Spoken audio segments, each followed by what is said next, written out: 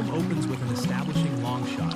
The ancient jungle appears in its primal, brutal, and indifferent beauty, amidst the threatening deep green background of moss and dense canopy. The protagonist appears like a discordant yet proud musical note. The most valuable point in costume design in this first chapter is the white shorts. In the cinematic language of survival films, white is the color of martyrdom because it cannot hide stains. The character's choice of white to enter the muddy terrain is a powerful visual manifesto. She is not here to struggle for survival in a brutal way. She is here to impose civilized beauty upon the chaos of nature. We follow her on a silent journey. The bright yellow bag on her back acts as a vanishing point, attracting all gazes. A warning of the industrial world amidst organic nature. The stick in her hand is not just a tool, it is a conduit, a safety boundary helping her connect with the ground without directly touching the roughness of gravel and stone. Her face is cold, her gaze straight ahead. There is none of the fear usually seen in a lost person. This is the gait of a conqueror, or someone fleeing noise to find their ego. Thank you for watching. The sound of running water grows louder, acting as diegetic sound guiding the way, promising a liberation waiting ahead. This chapter represents the social self. She still carries all layers of armor, clothes, shoes, bag. She remains a part of the human world trying to intrude into the jungle sanctuary. Upon reaching the Emerald Pool, the heart of the forest, the film's rhythm shifts from dynamic to static. Here, an important ritual takes place. The cleansing ritual. The girl begins to shed her attire. The director handles this sequence with absolute subtlety. No rushing, no vulgarity.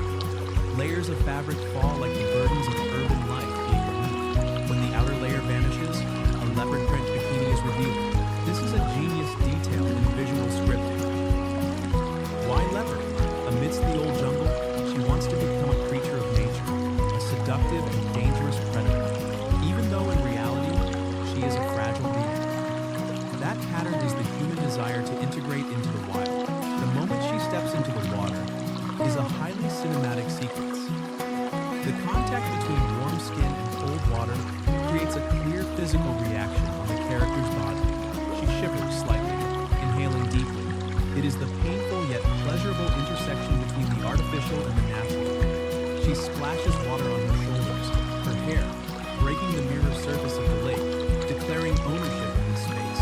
This chapter marks the transition to the primal self. She is no longer a tourist. She is a nymph of the stream. This metamorphosis is not just physical, but spiritual. This is the longest and most meditative chapter of the film. Time seems to stand still. No incidents, no dramatic climax, only existence.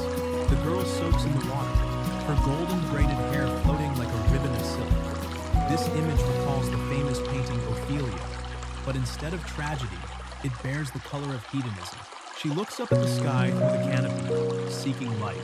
Challenge the audience's patience, forcing them to closely observe every small movement, a blink, a ripple, a breath. She sits on a rotten log in the middle of the stream. Her posture is upright, motionless like a sculpture. She transforms herself into part of the landscape. However, the repetitive motion of stroking her hair and wiping water from her face reveals a hidden restlessness beneath the calm exterior.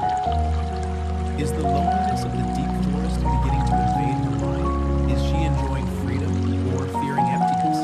The director leaves this question open, allowing the audience to fill in the blank with their own emotions. This chapter is the reflection. Like Narcissus, the girl finds her image in the water and immerses herself in her own beauty and the surrounding nature. This is the pinnacle of aestheticism in the film. Every dream must end. The final chapter bears the color of gritty realism.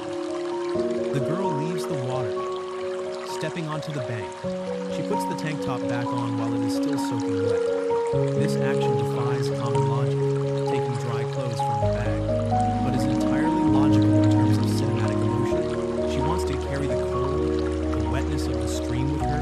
She wants that sticky sensation to remind her of the experience she just had. The wet shirt clings to her body, accentuating her contours once more before she conceals everything to return to the human world, is powerful and decisive, contrasting with the softness of swimming. At this moment, the survival instinct rises. She must prepare for the return journey. Her face becomes more pensive. There is no satisfied smile, only concentration and a hint of regret. She sits on the rock, staring blankly into space. The light seems to have faded. She has not yet walked away. This hesitation is the final silent note of the composition. Is she a part of the forest, or is the forest just a stopover for her? The fade out leaves a haunting sense of loss.